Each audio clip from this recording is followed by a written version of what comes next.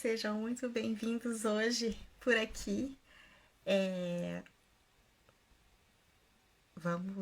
eu vou organizando as coisas, vão chegando as pessoas, o Matheus já vai chegando por aqui e eu vou organizando, porque eu não tenho muito costume dessa. Olá, olá, todo mundo chegando por aí. Boa noite, Vinícius. Boa noite, Andréia, João, boa noite. Boa noite, Paola, Márcio. Ótima noite para todos. Obrigada a todo mundo que está chegando por aqui. Para mim é uma honra conseguir ficar acordada até essa hora, né? Para poder acolher e trocar, fazer essa troca aqui com vocês. Esperando que eu não vou me adormecer, mas eu espero que não. Eu queria trazer esse assunto que eu tenho encontrado muito nas pessoas que têm vindo, né, aos meus atendimentos, muito problema, muitas pessoas com casos de depressão, com casos de ansiedade. E aí eu convidei o Dr. Matheus para justamente vir trazer um olhar clínico para a gente, né, da psiquiatria, que ele tanto sabe explicar. Vocês estão me ouvindo bem? Vocês podem me falar aí no chat, tá dando certo? Vocês estão me ouvindo? Tá tudo bem? Tá tudo certo? Só para eu ter certeza que tá tudo bem instalado.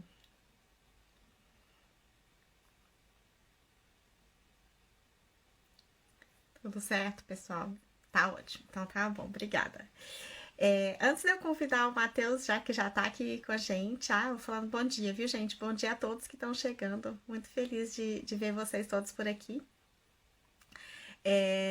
Só explicando, eu queria explicar por que eu, inclusive, chamei essa live de depressão e ansiedade para mentes em ebulição.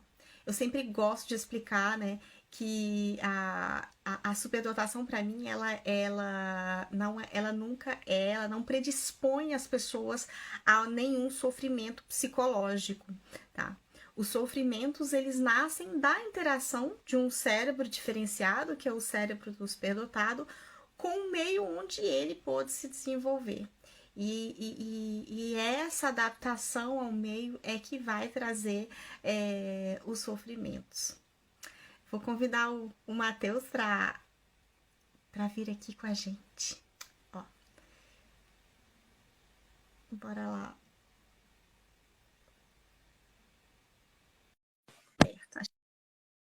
Acho que vai dar certo.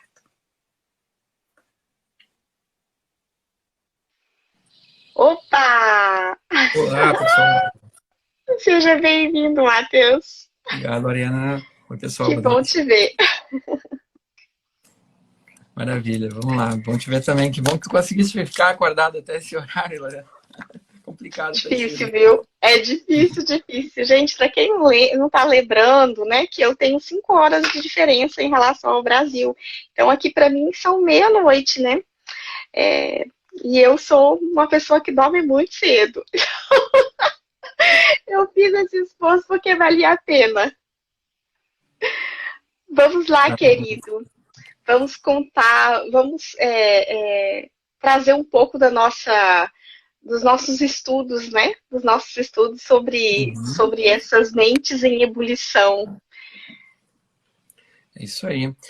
Bom, Lorena, esse assunto é fascinante, assim, né? Realmente, porque na prática, né, a inteligência ela apareceu na clínica já desde sempre na avaliação como uma das funções do funcionamento mental, né? Que está no exame de estado mental. Só que a inteligência é pouco explorada em termos de qualidade, né? Ela é muito em termos de quantidade, de números, né? Que podem ser usados, avaliados pelos testes, mas na prática a coisa varia enormemente entre pessoas. E agora, até eu, partindo da clínica, eu fiz um caminho, né? Então, quando eu fui falar contigo, eu queria aproveitar que tu colocasse, assim, para a gente ter uma ideia dos dois lados, né? Porque a parte da clínica já pega situações quando elas começaram a ficar complicadas, né? As pessoas já chegaram até mim, que é um psiquiatra que já tem alguns sofrimentos, e eu posso fazer a via inversa, porque eu trabalho com adultos, de conhecer de onde vêm algumas das dificuldades atuais dessas pessoas, né? E aí eu chego na infância delas. E aí eu queria aproveitar que tu pudesse um pouquinho disso para a gente poder encontrar no meio do caminho as duas coisas, né? Sim, sim. Porque eu, na verdade, eu levo o meu trabalho na verdade, acompanhar essas mentes, né, que se identificam, que eu chamo de cérebros em ebulição, a entenderem, na verdade, a incompreensão, né, que elas têm em relação à diferença que elas vivem no dia a dia, e ajudá-las, na verdade, a entender todas essas manifestações, né, que eu sempre coloco, esses comportamentos que foram desenvolvidos justamente pela adaptação entre um cérebro em ebulição, né, um cérebro com muita capacidade, muito potencial, né? E o meio onde elas puderam crescer. E todos esses comportamentos que geralmente são bem característicos, né, do que a gente pode chamar de superdotação, de altas habilidades ou de um cérebro em ebulição, que eu prefiro inclusive usar essa designação. Elas mesmas, essas características podem, quando mal vividas e mal conhecidas, elas podem levar a um sofrimento psicológico, né? Uhum. Então, quando a gente vai tentar entender, eu vou colocar um pouquinho aqui da história. Eu trabalho com psicodinâmica, né, na psiquiatria, que é uma área bastante tradicional da psiquiatria, que ela se apoia mais sobre o saber psicanalítico, para vocês entenderem, ao longo do século XX, a psiquiatria foi como que construída a partir de sistemas classificatórios. E a gente tem hoje 5 grandes manuais do DSM que foram evoluindo. Sem falar da específica classificação de saúde mental do CID, né, do Código Internacional de Doenças, que aí engloba todas as doenças. O DSM, que é o americano, que está na 5ª edição, até a 3ª, mais ou menos, se pautava muito pela psicanálise. E a psicanálise trazia toda uma estrutura para as doenças. Elas começavam por uma série de coisas do funcionamento das pessoas e chegavam até o adoecer. Então, começou a se tornar um universo de dois olhares, entre os psiquiatras olharem para a doença já instituída, classificando ela, e para aqueles que olhavam ela longitudinalmente, como evoluindo a partir de conflitos. O ponto da psicodinâmica é olhar muito do funcionamento da pessoa, e dá para trabalhar bem com isso ainda hoje, usando, na verdade, os dois arcabouços. E o meu trabalho como psiquiatra dinâmico muitas vezes é conhecer mais até a pessoa, no sentido de apreender o problema e achar soluções enquanto medicando, enquanto trabalhando, do que somente estabelecer alguma coisa como uma fotografia clínica, né? Então, a partir daí que eu chego no ponto de conhecer uma pessoa, conhecer seus recursos, né? E aí vem a questão, algumas pessoas têm bastante coisa para fazer... elas têm uma história interessante, uma narrativa que pode permitir várias saídas para os seus problemas. Elas têm uma forma de funcionar que é curiosa, que é criativa. E elas podem ser bastante inteligentes, ao mesmo tempo ser até vítimas dessa inteligência com relação a onde elas estão se inserindo, o tipo de sociedade em torno, ou os caminhos que a vida deu para elas. Porque a equação às vezes não fecha entre o espaço que a pessoa precisou e o que ela teve. O incentivo que ela precisou e o que ela teve. E ela pode ter até, digamos, utilizar esse recurso quase como um levantamento de barreiras contra a expressão dessa mesma inteligência ou contra a sociedade em torno, né? Às vezes se fechando mais. Na vida adulta, que é onde eu conheço algumas dessas pessoas, essa estrutura, eu faço uma história linear da vida dessas pessoas, como é que elas foram chegando à doença, né? Então, é muito de busca, bom, mas então existia lá no início, né? E eu vou tendo que perguntar, vou tendo que refazer a infância, né? Aberturas que foram fechadas com o tempo, ou coisas que foram aparentemente sufocadas, mal aproveitadas das capacidades, não compreendidas, né? E aí eu fui estudar a inteligência, fui estudar diferentes coisas e caí até... Foi aí que eu conheci o canal e o trabalho da Lorena, que me ensinou muita coisa. Eu queria introduzir esse assunto. Ai, que legal. Mas é incrível isso, Matheus, porque nem sempre, assim, como se diz, os profissionais, inclusive, que acompanham essas mentes, né, eles abrem um espaço para reconstruir e reescrever essa história, né? Porque eu acho que é muito disso, sabe, assim, para, inclusive, trazer uma nova explicação para o sofrimento atual, é necessário reescrever essa história, né? É necessário ir até lá na infância e buscar informações que vêm, na verdade, dar uma explicação muito clara para aquilo que ela está vivendo nesse momento, né? Uhum. Eu sempre gosto muito de explicar que, assim, aqui eu gosto muito do termo que a gente usa aqui na França para essas mentes, que são mentes com um alto potencial. Elas possuem um alto potencial, que se não encontrar um meio onde ele possa desenvolver, vai sempre ser um potencial, mas nunca vai ter uma realização, né? E isso é muito necessário. Porém, essas mentes que possuem um potencial, quando elas não encontram um meio onde elas podem se desenvolver, onde elas encontram um apoio, né, para se desenvolver, elas têm assim uma falta, um tédio existencial, né? Eu costumo usar isso assim, tipo Uhum. um tédio existencial que vai ser muito doloroso e que vai trazer vários conflitos, né? Vários conflitos, vários sintomas, que hoje a gente abordando o assunto da depressão e da ansiedade, mas podem ser vários outros, né? Vários outros problemas, né? Por esse tédio, essa falta de incompreensão, essa falta de reconhecimento, né? Que traz, na verdade, várias cicatrizes, né? Com certeza.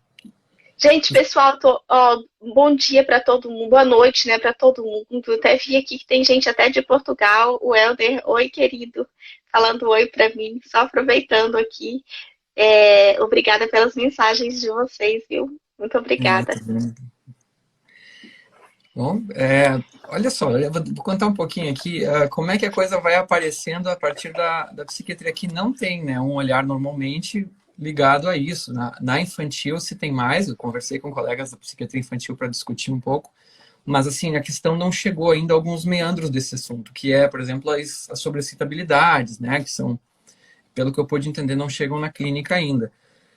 Basicamente, o que a gente pode dizer é que existe uma curva de Gauss, para o pessoal entender que existe onde a média, a maioria das pessoas vai ficar dentro desse sistema, onde as coisas são mais ou menos normatizadas. E eu também buscava trabalhar com uma psiquiatria mais inclusiva. Tem duas coisas que eu gosto de fazer na psiquiatria. Uma delas é chegar até todo o universo das pessoas, e aí nesses extremos a gente tem os funcionamentos diferentes da média, que tem que se virar muitas vezes para se encontrar na sociedade. Existe uma forma, existem assim, eu também preciso encontrar dentro dessas pessoas os recursos que eu preciso para trabalhar. Então, não jogo nada fora, né? Então, quando eu vou conhecer uma pessoa, eu aproveito o seu lazer, o seu interesse diverso, assim, para poder buscar dali recursos para crescimento e desenvolvimento. Então, eu fui entendendo que as pessoas têm, assim, tu tens a questão numérica da inteligência, que é, na verdade, a única coisa que se pode fazer de oficial aqui, que é a medição Wechsler, que também foi muito questionada pelo efeito Flynn ao longo das décadas, né? Ela foi mudando de média, né, para vocês entenderem. Então, a gente tem até um bordão que o pessoal usa, que é divertido, diz assim, o que é inteligência? Que é uma teoria terrível de construir o que é inteligência. A inteligência é o que os testes medem, né? Essa é a resposta. Na verdade, a gente não sabe exatamente, porque se pode inclusive existem divergências entre o modelo ocidental americano, o modelo japonês oriental do que seja inteligência. Se pega e no caso do Gardner, que eu fui explorar, para gente que trabalha avaliando uma pessoa, afinal ela não é inteligente, ele tem então esse construto das 7 inteligências, que já dá um grande respiro. Bom, peraí, né? Deixa eu entender, porque tem gente que saca muito bem certas coisas, né? E não é necessariamente inteligência cognitiva escolar, né? Por exemplo, ele coloca musical, corporal sinestésica, estou puxando aqui do meu livro, né, que eu peguei, inteligência Sim. lógico-matemática, linguística, espacial, interpessoal, Intrapessoal. intrapessoal, né? Então a gente vai explorando, e ainda existem outras que são mais existenciais e tal, muito bacanas, que uma pessoa que tem isso, para a gente buscar saúde também é muito legal. No extremo da questão da curva de Gauss, tem geralmente os 2,5% ali no final da curva, né, que daria, digamos, um percentual de pessoas que são ditas divergentes, porque já não são parecidas com a média, né? E desde a escola elas são esquisitas, assim, digamos, em termos de funcionamento, podendo ser capazes de algumas coisas assim questionadoras, de viver o tédio, de viver uma dificuldade de aceitar os conhecimentos simplesmente, sem querer saber de onde vão, ou se eles vêm terem uma curiosidade a mais, que pode parecer para os colegas chatice, pode gerar bullying, pode gerar inadequações. Quando mal compreendidas, elas podem começar a brigar muito, né, e entrar em crise.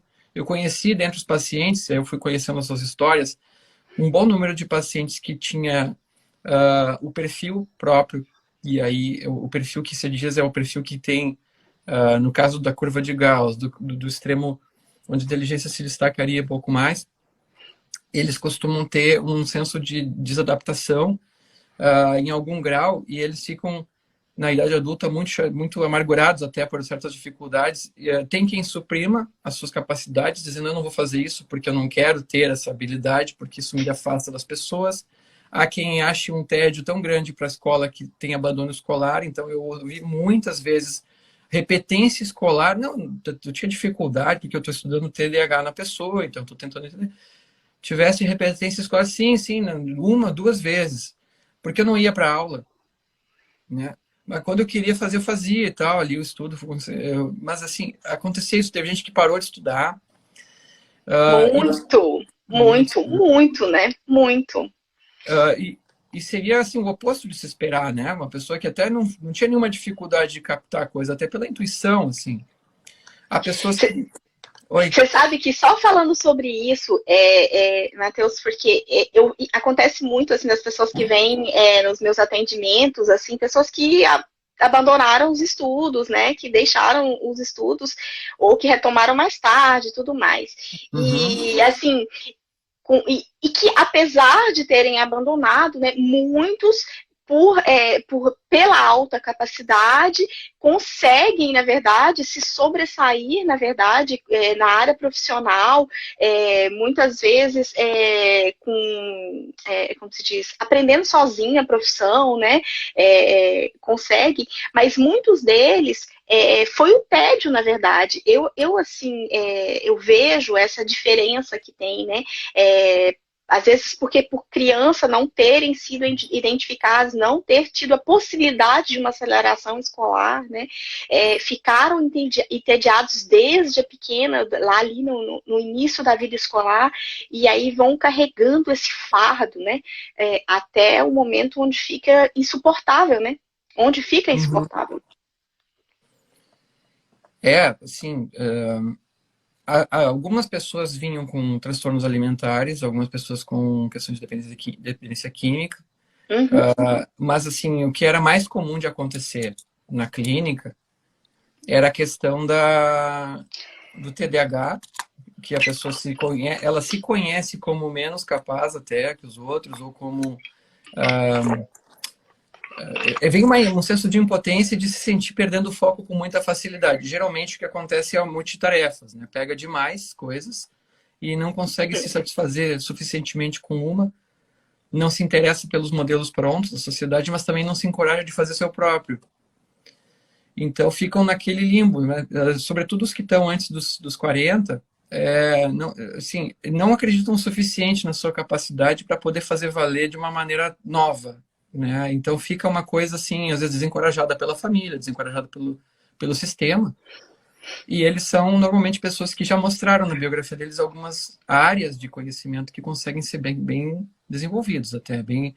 Então é uma história cativante muitas vezes da pessoa ter, por exemplo, aqui no caso da ansiedade, né, várias vezes se repetia. A pessoa pegava o trabalho de vários do seu setor, do seu ambiente, estabelecia um sistema de trabalho seu e aquilo fazia tudo andar muito rápido, muito bem naquele sistema. Mas com o tempo, o esgotamento começava a acontecer para essa pessoa, porque ela acabava centralizando tudo naturalmente de fazer e os demais entregavam para ela. E elas dizem que isso já vinha desde a escola, muitas vezes, de pegar e fazer sozinho os seus trabalhos, porque era menos incômodo fazer sozinho do que ter que distribuir para o resto do pessoal, porque o seu sistema funcionava tão bem que, né, dava muito trabalho explicar e tal.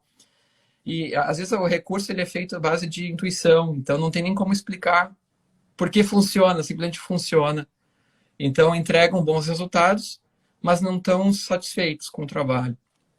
E eles chegam muito esgotados. E eles já têm uma tendência maior de se sentir como um fio desencapado em relação ao seu ambiente, às tensões dos outros, ao ambiente barulhento, ao ambiente desorganizado pela gestão.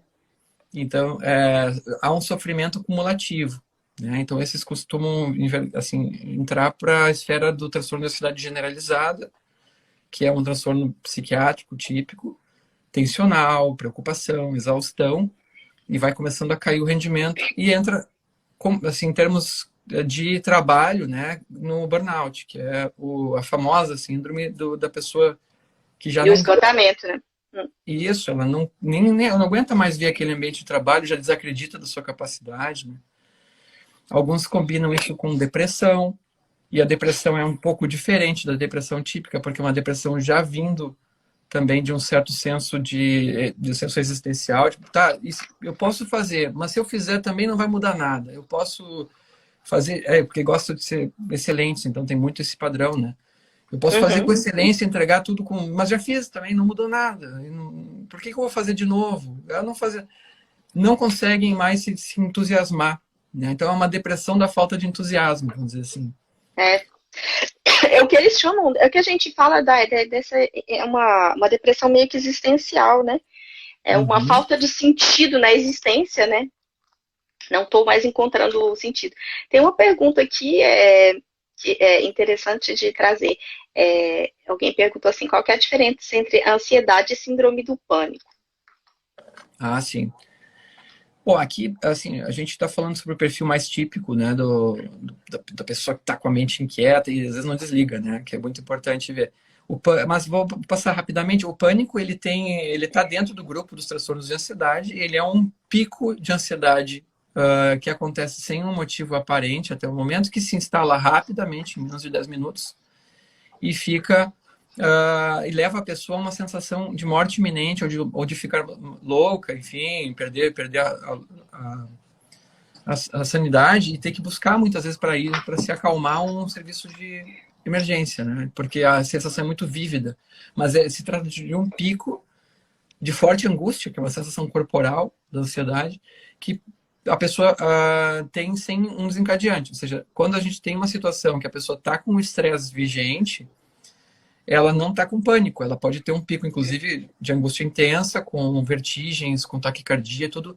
Mas se ela sabe o que lhe causou aquilo, foi uma desavença, uma situação que aconteceu, ela já não se instala por conta de pânico. O pânico é como uma bolha que estoura.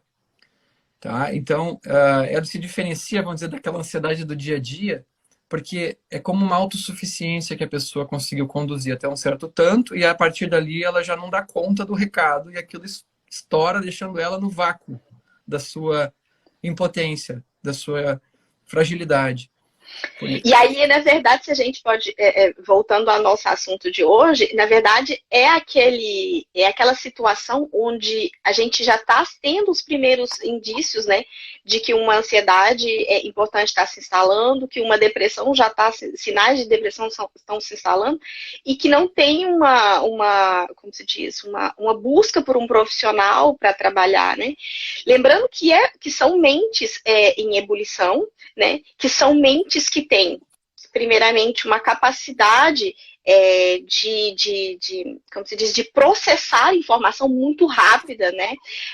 Então, assim, quando uma pequena informação, ela se transforma numa bolha de informações em poucos minutos, né?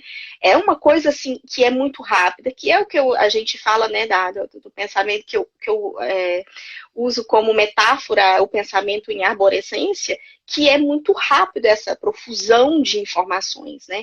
Tanto das informações quanto em relação à hipersensibilidade. Agora você estava falando, né, do fato, assim, do quão rápido é uma estimulação sensorial, uma estimulação né, emocional.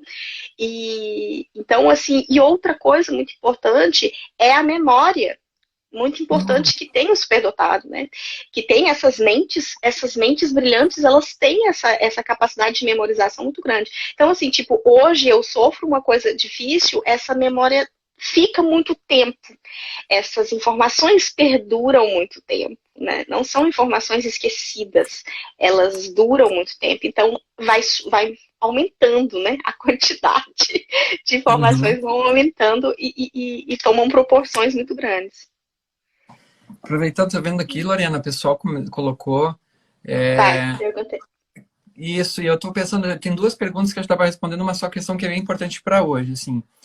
Existe, né, um perfil de funcionamento próprio da mente que não desliga e não deixa dormir, né, não deixa ter um sono satisfatório. E dormir é fundamental na saúde mental. Há quem diga que é o termômetro, né, do psiquiatra é o sono, que é onde mede a febre aí do problema. A pessoa que não desliga, ela pode estar enredada em várias coisas em que ela se vê pessoalmente envolvida. Se ela pudesse desligar, ela não estaria assim agitada mentalmente. O transtorno de ansiedade generalizada, ele tem um padrão dentro dele, típico, e que é mais, eu diria que a inteligência a mais, ela é fator de risco para isso, porque a pessoa tende a querer ampliar em arborescência, assim, as responsabilidades que ela tem. É difícil saber sem se sentir responsável. Vocês lembram daqueles filmes que aparecem, a pessoa ela tem um dom de ver o que vai acontecer e ela não vai mais dormir, porque ela sabe que vai acontecer lá tal tragédia e ela tenta avisar todo mundo e ninguém quer ouvir. Então, imagina se tu intuitivamente consegue captar que a empresa vai pro buraco porque está agindo mal e tu está numa posição que tu não tem capacidade de mudar o rumo das coisas. Tu fica fervendo com aquilo. Tu quer brigar com as pessoas porque elas não entendem. Tu quer falar com todo mundo. Por que você está fazendo isso? Não dá para entender. Então, o que eu acabo dizendo para os pacientes, assim, ó, a gente querer é diferente de poder, né? Então, uma coisa muito importante nesse processo é se saber limitado. A gente tem, às vezes, que usar medicação para que a pessoa comece a sair de um negócio automático em que ela se cobra, se exige, se critica de uma maneira exagerada para as suas possibilidades como ser humano. Então, vamos fazer um movimento. Olha de fora para si mesmo. O que tu vê? Eu vejo apenas um ser humano, não uma pessoa em 8 bilhões no mundo. Tá? E o mundo já existia antes de tu nascer. Então, existe uma coisa. Vamos começar por aqui. Ó. É só mais um. E é salutar se ser só mais um. Tá? Depois, quando tu tiver a condição adequada de fazer alguma coisa de especial, tu pega e faz. Mas até tu poder fazer isso, tu é só mais um. Então, a gente chega e a bagunça está armada. A bagunça na nossa família, a bagunça na nossa empresa, a bagunça na nossa sociedade. E a gente acha que a gente vai solucionar.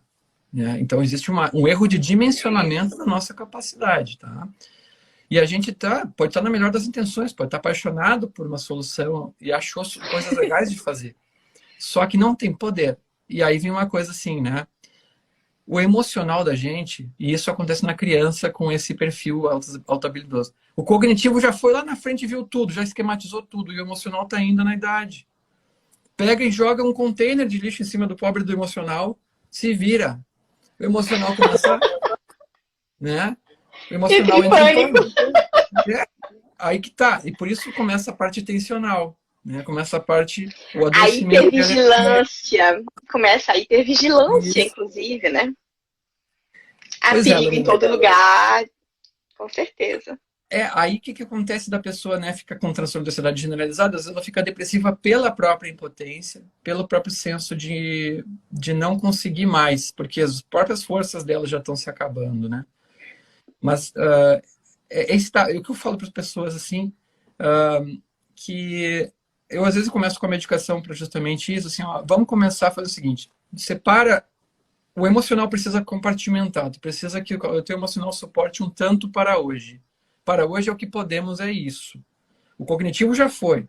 Se pegar o budismo, por exemplo, eles fazem, o budismo nos trouxe uma técnica, que alguns fazem ela de forma ligada ao budismo, outros sem ligar ela, que é o processo do mindfulness.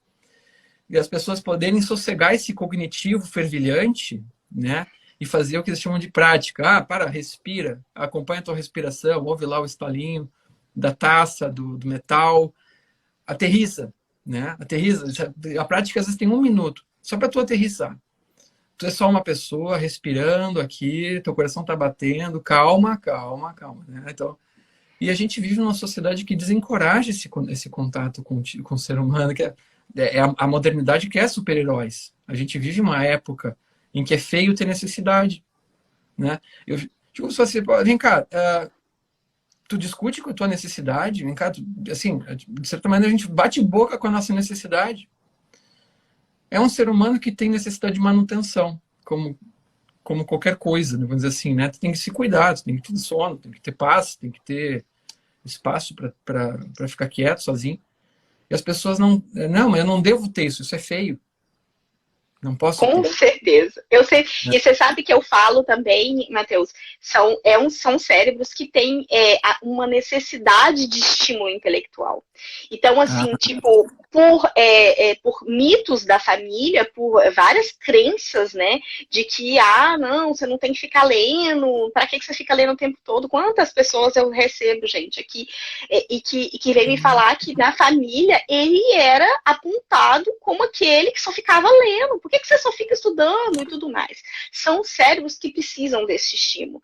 E enquanto a gente não aceita essa necessidade de estímulo, então, estou falando assim do estímulo intelectual, mas voltando já nas inteligências do Gardner, são cérebros que precisam de estímulo, que seja criativo, que seja musical, que seja, né, intrapessoal. Quer dizer, são cérebros que precisam de estímulo. E ter essa consciência já traz um pouco de alívio, né? Já traz um pouco de alívio. Sim. Até uma coisa que eu acho que gera até um certo sofrimento em pessoas com inteligência, sabe? Lorena, não sei se tu vê isso acontecer, mas o adulto não precisa se testar. Tá? Eu não acho que o meu paciente, particularmente, precise fazer um teste de QI. Tá? Também não aconselho.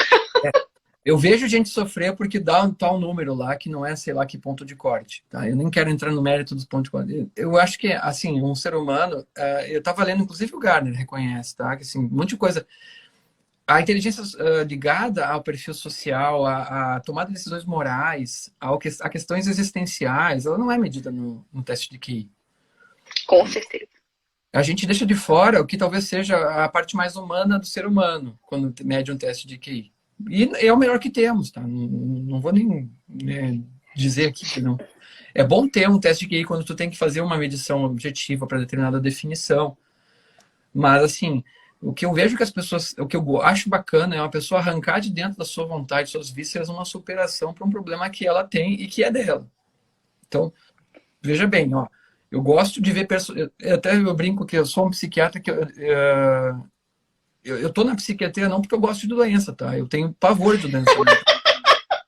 Tanto que eu gosto de fazer elas desaparecerem. Por mim, eu pego, tiro dali, pego a pessoa que está embaixo e levanto. Porque, assim, para mim, eu gosto de gente saudável. E gosto também.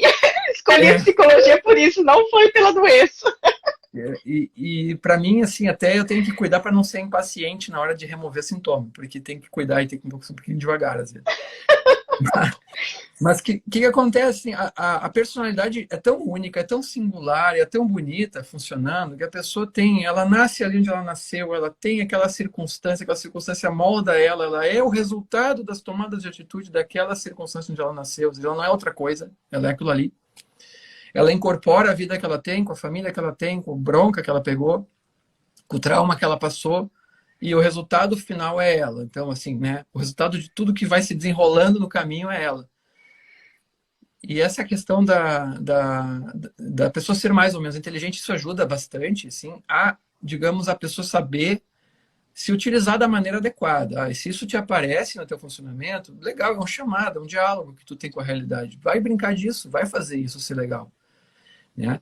Mas pode ser muita criatividade, pode ser muita habilidade física, né? Sinestésico-motora. Eu gosto muito de pegar, assim, no Insta. Uma das coisas que eu mais gosto no Insta é ver os caras dançando, aquelas coisas de... Parece Michael Jackson. E, tipo, que legal isso aqui. Porque tem coisas mágicas em termos de motricidade, o futebol, as coisas que acontecem. A gente vai ter Esporte, né? Na área esportiva, com certeza. E assim, com canto também, música, né? Na área musical, assim, nem sempre são pessoas que são tão virtuosas, né, em matemática ou em física e que são incríveis, né? Com um instrumento de música.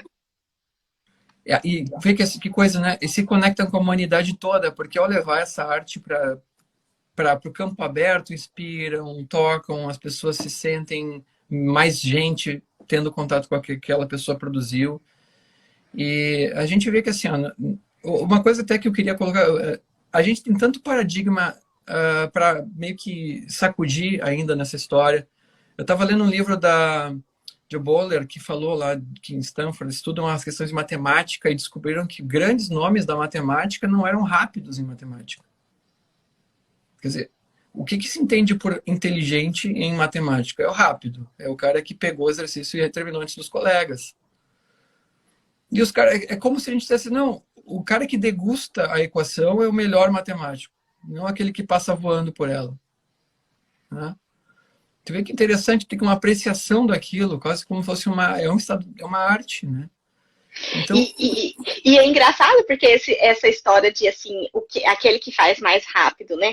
É muito o sistema escolar, né, Matheus? E aí é por isso que a maioria desses cérebros, eles têm muita dificuldade no sistema escolar. Nem sempre são alunos brilhantes, nem sempre são alunos que vão se destacar pelas notas, eles vão se destacar pelas perguntas, eles vão se destacar pelo comportamento, pelas conclusões, pelas reflexões que eles vão ter, inclusive pelas realizações, porque são geralmente alunos que vão ser interessados por muitos assuntos, né? São interessados por muitos assuntos e assim, que tem um conhecimento de história do segundo grau, sendo que ele ainda está no primeiro ano, né? Então, assim, são coisas muito desconectadas que traz um desconforto, inclusive, para os pais, né? Quando são crianças, de não entender muito, assim, tipo, ele conhece todos os países do mundo, mas chega na escola, ele vai tirar uma nota ruim numa matéria, porque ele não está nem um pouco interessado em aprender aquilo de cor, porque não está fazendo sentido para ele, né? Porque não está fazendo sentido. E tu vê, por que acontece, não sei se o pessoal acompanha, mas assim, né, o que é a realidade desse tipo de criança em escola, lá pelos 5, 6 anos de idade, estão em idade escolar e eles têm a hipótese de alta habilidade e tal, e eles são então colocados em avaliação e entram em um quadro de inclusão pela Lei de Diretrizes e Bases da Escola Brasileira. E essa inclusão, para vocês terem uma ideia, né, ela se processa porque existem necessidades especiais desse público. E olha que interessante, porque, assim, o inteligente, ou pelo menos a pessoa que é rapidinho em algumas coisas, a sociedade ainda tende a acreditar que se vira, né? Acha seu jeito. E na prática não é assim, que a gente falou desde o início da live. Elas emperram e sofrem muito. Tem, na medicina, assim, na pediatria, existem, inclusive, as possibilidades que a gente avalia de alergias e outros quadros de infecção, né? Por conta das próprias hipersensibilidades e as incompreensões do ambiente, indo para a vida dessa criança.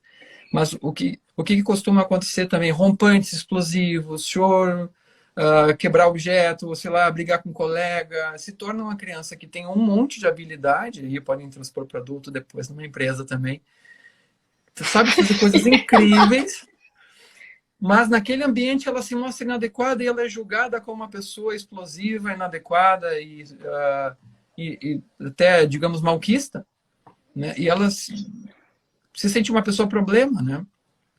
E aí, inclusive, essa inadaptação, ela é uma fonte de ansiedade muito grande, porque ela sabe que dentro daquele quadro ela não vai se adaptar, ela vai se sentir sozinha, né? Ela vai se sentir sozinha, ela vai ela vai sentir medo de ser rejeitada, né, pelos outros, então aquilo causa uma ansiedade muito grande. Já na infância, que eu estava falando agora há pouco, ela desenvolve uma hipervigilância, né? Pela capacidade cognitiva de analisar tudo, mas também pelo medo de tudo que pode acontecer. Será que eles vão me olhar com mau olhar? Será que eu não vou me adaptar? E ele desenvolve uma hipervigilância que vai acompanhar até a idade adulta, que vai depois se manifestar em outras situações, né? Aqui é legal esses pontos, assim, Lorena, porque a memória dos fatos, como tu colocaste antes ali, né? O mundo é um lugar muito injusto, né? E essas pessoas são as que mapeiam as conexões entre o que ela, pela lógica, identificam essas injustiças do mundo, né? O mundo não é feito, ele não segue uma métrica. E desde criança são aqueles que já vêm de ambientes, de lares, às vezes, ou de escolas, onde essa justiça não se fez e desdenharam da humanidade também. Porque a sua sensibilidade era grande. Né? A sensibilidade ao que era de fato, as questões comportamentais dos adultos, as incoerências dos adultos, eles começam a crescer vendo tudo isso. Porque é uma sensibilidade que, para essas pessoas, pode doer e para os outros ser diferente. Né? E um outro ponto que o pessoal pergunta bastante que é o perfeccionismo, né? A excelência é uma das principais buscas, né, do perfil inteligente. Porque ele sabe que, poxa, é bonito o negócio excelente. Excelente e fascinante. Se tu tem uma coisa para fazer, aquilo é um desafio. Eu quero excelente, né? Não precisa ser sempre. Mas se for excelente, é excelente. E começa a fazer de uma maneira que às vezes vai fazer aquilo que chamam em Renzulli, aí os 3 anéis, né? Perseveram, ficam naquilo grudados até que aquilo seja excelente. E a gente acaba se metendo em cada confusão, né, nessas horas, porque tem uma situação das pessoas perderem o senso de intensidade ou se envolverem em áreas que são bem além das suas e fica, como a gente falou ali antes, né, fritando na cabeça problemas enormes.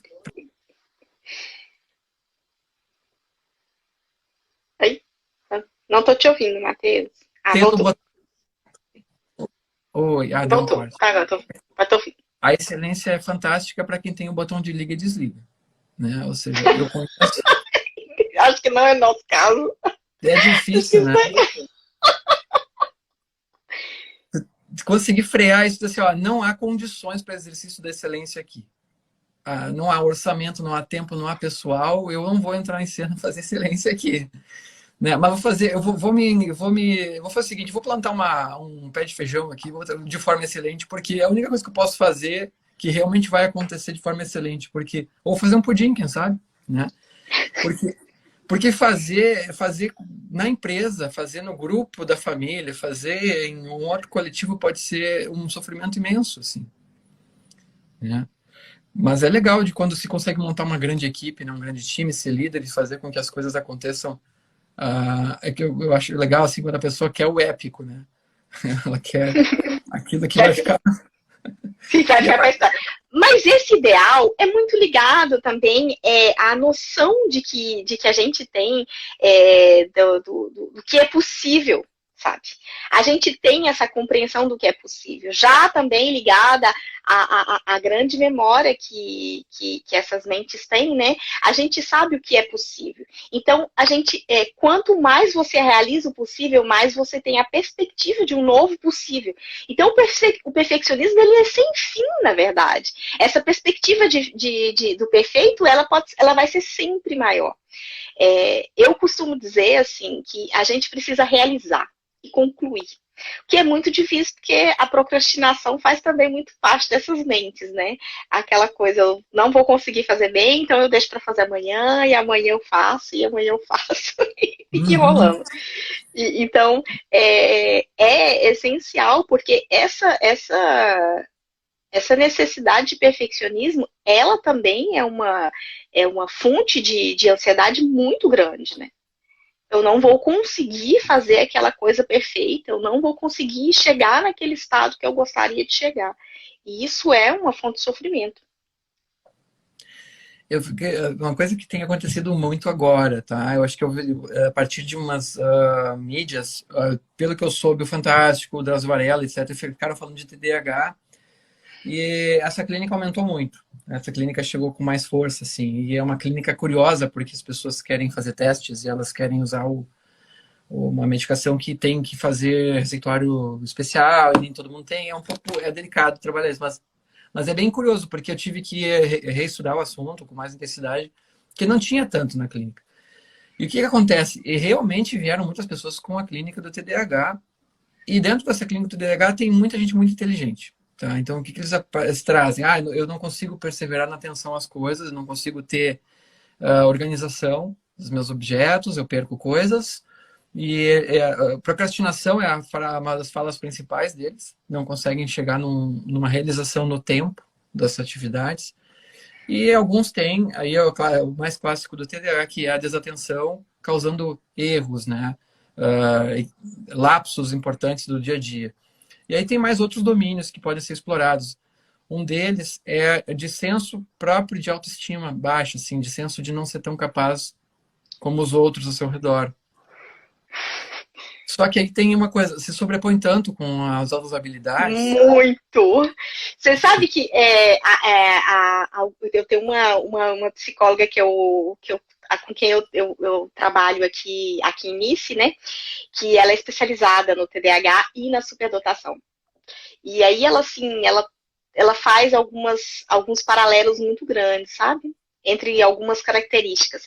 E essa que você estava falando, por exemplo, da desatenção, ela fala que, na verdade, no superdotado não é uma desatenção, é um tédio. Tá muito fácil, então eu concluo muito rápido. Eu não leio rapidamente, eu não observo, porque meu cérebro tá achando que tá fácil. Então, ele vai muito rápido, então, na verdade, não estava fácil, eu só estava achando que estava fácil, né? Então, eu concluo muito fácil. E a questão da hiperatividade, que eu acho que deve também ser um assunto que deve vir bastante para você, né? Essa hiperatividade do TDAH, né? Eu venho achando que porque eu não suporto mais essa hiperatividade, ela é muito também ligada à confusão que o superdotado costuma fazer, né? Entre quantidade e qualidade. Na busca de qualidade de estímulo, ele confunde com quantidade e acaba desenvolvendo essa hiperatividade. É bem difícil, né, Matheus, de realmente compreender a diferença. Eu acho que, assim, uma das diferenças, inclusive as pessoas que se identificam com o TDAH, é que o TDAH, ele vem desde a infância. São sintomas que vêm desde a infância. O TDAH não se desenvolve na idade adulta, quer dizer, quem tem TDAH, ele sempre teve TDAH, ele sempre teve problema de atenção, ele sempre teve problema de hiperatividade. Não é uma coisa que aparece do dia para a noite. E essa eu acho que é uma das grandes diferenças que o clínico tem que buscar, inclusive, na entrevista, né? As duas condições podem acontecer simultaneamente também, né? Mas se for pensar Sim. sobre um bom uso de uma alta capacidade, seja qual for, ou se for em mais de uma área, etc., fazer bom uso de si mesmo faz com que diminua muito o grau de tensão e a pessoa pode finalmente se sentir à vontade, confortável com quem ela é e sempre foi, a ponto de ela parar de atropelar tanto, né? A ponto de ela parar de ser tão estabanada. Porque a gente chama em psicodinâmica, a gente chama isso de ambivalência, ou seja, os sintomas são às vezes a parte mais sábia da pessoa. O sintoma é a buzina que está tocando, assim, a sirene, né? Pô, vem cá, acorda, para de fazer a coisa errada, sabe, sobre a tua vida, para de insistir em coisas que não são para ti, ou que tu não, de cumprir o que te mandaram fazer e vai fazer o que é teu, sabe? Porque, assim, quando a ansiedade é elevada, ela é uma espécie de tensão interna, ela é um embate interno da pessoa. E o processo do sintoma se resolver não é só a medicação funcionar. Às vezes a gente tem que usar a medicação para baixar a ansiedade para começar o raciocínio. Eu costumo né, para pessoas que estão em psicoterapia, dizer, bom, agora a medicação vai te deixar fazer a terapia, né? Os psicólogos que eu trabalho têm bem isso claro, assim. Mas Uhum. também só para a pessoa pensar e se observar funcionando. Aí a pessoa começa a parar de insistir em coisas que não têm poder de decisão ou de ação e não são a sua cara. Porque o grande ponto aqui é conectar o que está em cima com o que está embaixo. Tipo, a raiz tem que ter conexão com o que a pessoa se criou como adulto. E aí, às vezes, o caminho é de alinhar as coisas. Então, as coisas têm que mudar de lugar. Ali onde está aquela capacidade que foi... As pessoas acham que tem que fazer tábua rasa, né? Jogar tudo fora. Não. O adulto que está sintomático, ele precisa entender que ele provavelmente fez concessões excessivas, provavelmente ele se distanciou da sua identidade, que era a de antes, para fazer caber certas coisas que não couberam. Tá? Basicamente, vamos pensar assim: se tivessem cabido, estava tudo certo, não couberam, entupiu, e a pessoa chega num momento que é interessante para ela, que é o momento de para, que está ruim. Deu ruim, como dizia aqui no Brasil. Né? É, é verdade. Aí vai procurar ajuda, mas assim, a ideia é reencontrar o caminho, e o caminho vai ser quem tu de fato era, sempre foi, é uma coisa constante dentro de ti isso. Só que vai fazer aquilo desenvolver, não fica também querendo um modelo pronto de fora, né? Sobretudo nesse perfil que a gente está falando hoje. Uhum. O que eu digo para as pessoas que têm um perfil batendo pro inteligente, capaz, então olha só, esse perfil gosta muito de desafio, gosta de coisas que são difíceis, né? Então, tem uma empresa lá, tem uma função lá, tem um negócio que é difícil de fazer, tenta pegar e se divertir um pouco de fazer aquilo ser dominado, né? Assim, se tu se torna tem um domínio sobre algo que é difícil, tu se torna exclusivo no mercado, se torna importante na empresa e respeitado pelos demais. Uma coisa que é super importante, faz teus horários e começa a cobrar o que quer cobrar. Porque se ficar fazendo o que todo mundo faz, vai ficar fazendo excelente aquilo que todo mundo faz e vai todo mundo jogar para ti. Tem que ser um negócio que tu possa dar a regra. Ó, eu vou fazer isso aqui se eu quiser. Quando eu quiser. Espera aí. Eu vou aguentar fazer tanto essa semana. Vocês devem conhecer alguns profissionais que são excelentes e que eles vão te dizer para esperar quando tu precisar deles. Né? E isso é salutar. É por esse respeito. E é um respeito que começa consigo mesmo. Né? Que é se tratar com dignidade. Né? Olha só, eu não sou de ferro. Eu tenho que ter meu espaço aqui. Só que tem que dar um valor para a sociedade. E aí a ideia é se empregar de uma maneira... Já que existe um diferencial, conseguir chegar num resultado diferenciado também com o que se é. Né? Às vezes a gente tem uma batalha mais longa, por isso é coach, por isso é Lorena, por isso essa possibilidade de fazer um refinamento da pessoa que tu é para fazer com que ela chegue no resultado final desejado. Né? Uhum. A gente não nasce pronto. Com certeza. Esse assunto é realmente um assunto, acho que dá pano para manga, viu? A gente podia quase que estabelecer toda sexta-feira durante um bom tempo de fazer live, que a gente ia falar muita coisa. Porque o que tem de coisa... Na verdade, assim, que eu estava falando, né, no começo,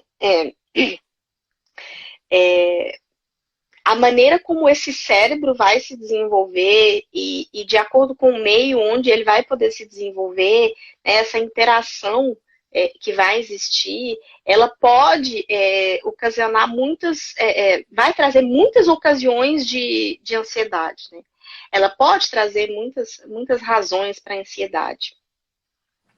Acho que uma coisa e uma ansiedade e chegar a um ponto de uma depressão.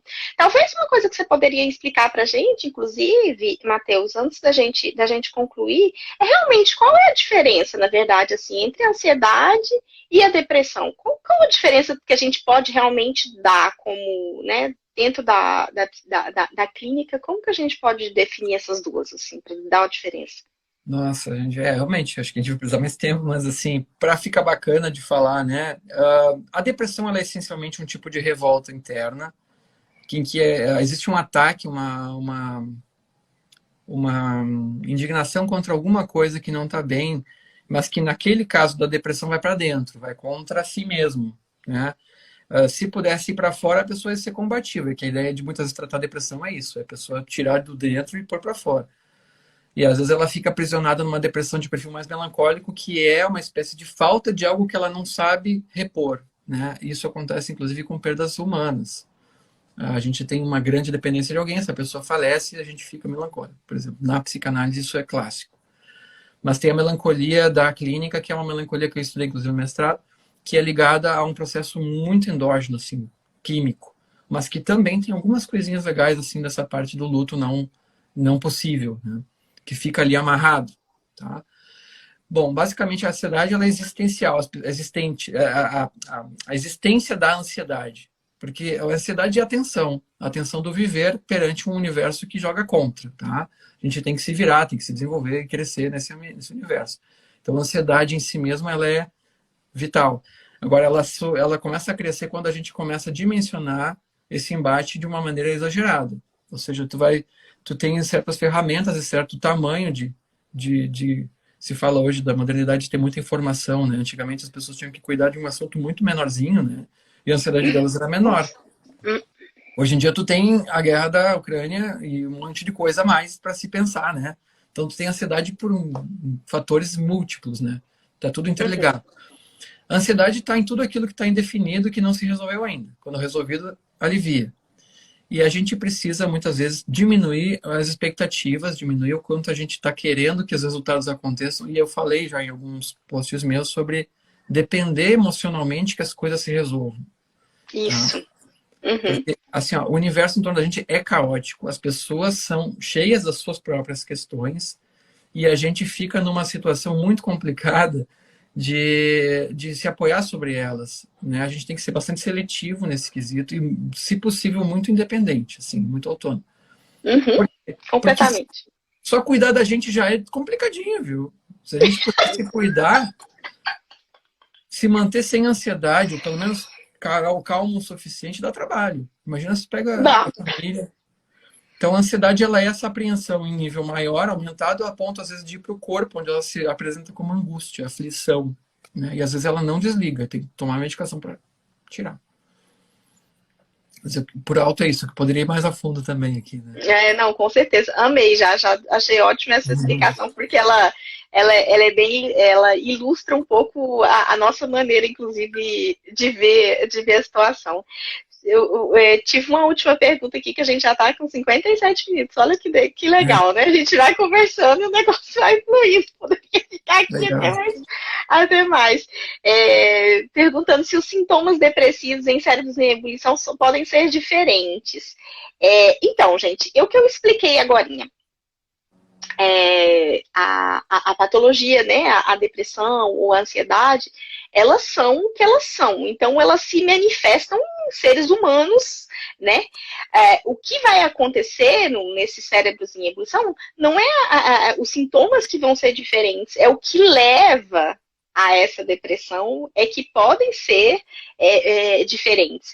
Eu diria assim que, na verdade, são as razões que vão levá-los, né, a uma depressão, né, que podem ser o que a gente falou aqui, né, um questionamento de tudo, uma alta sensibilidade à injustiça, né, essa tendência a analisar tudo, perfeccionismo, a falta de autoestima, né, que a gente falou, uma excelente memória dos fatos, uma incompreensão também das suas próprias diferenças, tá?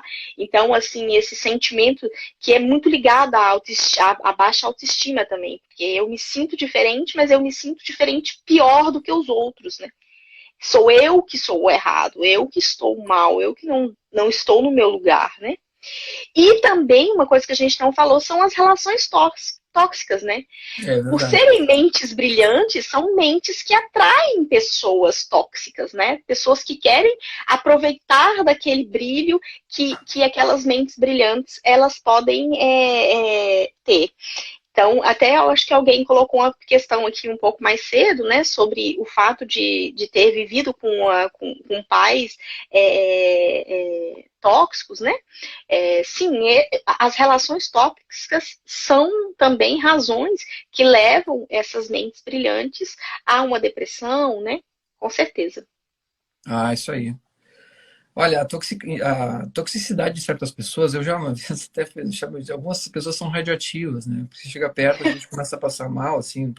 elas têm seus problemas, elas são pessoas que sofrem, até assim, para quem pode ajudar, são casos legais, interessantes, mas assim, ó, não dá, gente, né? A gente cai na armadilha de relações tóxicas porque se acha capaz de resolver o insolúvel, tá? Ou a gente não tem capacidade de resolver aquilo e precisa de alguém que saiba fazer, né? Então, eu diria que se uma relação tóxica é, sei lá, é quando tu quer consertar o carro que estragou no meio da estrada que tu não tem a menor noção de mecânica, entendeu? Aceita que não dá, entendeu? Não dá, a gente não consegue dar conta. Então, tem pessoa com personalidade muito difícil, a gente não quer brigar, então tem que ficar na distância certa, tem que... aqui é uma coisa de dosar as possibilidades, né? Eu acho legal esse negócio muito diferente de tu ter uma capacidade e um talento e tu ser obrigado a usar essa capacidade e esse talento. Para cuidar da vida dos outros. É. Então, eu sou, gente, esse assunto, eu inclusive trabalho muito dentro dos meus acompanhamentos com autossabotagem, né? E relacionado à autossabotagem, essa necessidade que essas mentes têm de querer cuidar de todo mundo, né? Eu acho que muito ligada, assim, à necessidade de reconhecimento, né? Eu preciso do reconhecimento do outro, eu gostaria de fazer parte para não me sentir sozinha, então eu ajudo os outros. Mas ajudando os outros, a gente não cuida de si mesmo e acaba entrando em situações bem complexas, né? Legal. Olha, assim, a gente pode fazer com alguma frequência para a gente falar sobre todas essas tensões que existem né, e o que as demandas do pessoal. E que legal que foi a participação. Obrigada, gente. Obrigadão. Eu vi alguém falando aqui para mim assim, ó, Cérebro em Ebulição, o podcast. Nossa. Daria certo mesmo. Não, mas olha, Matheus, foi ótima essa troca que, nossa, eu acho que vai servir para muita gente. E, gente, não deixe de seguir o Matheus. O Matheus é um ótimo profissional que eu recomendo, tá? Como psiquiatra, eu sempre recomendo. Quando as pessoas me perguntam, eu sempre envio para o Matheus, que são profissionais que sabem cuidar das nossas mentes em ebulição. Legal. E aí, Matheus, o convite fica, viu? A gente refaz outra, vamos reorganizar uma outra, porque eu acho que existem muitos assuntos, né, interessantes para serem ainda tratados. É verdade. Bom, Obrigadão, querido. Obrigado por essa noite. Obrigada, pessoal. Um beijo para todos, viu? E até breve, então, no nosso canal. Tchau, tchau. Tchau.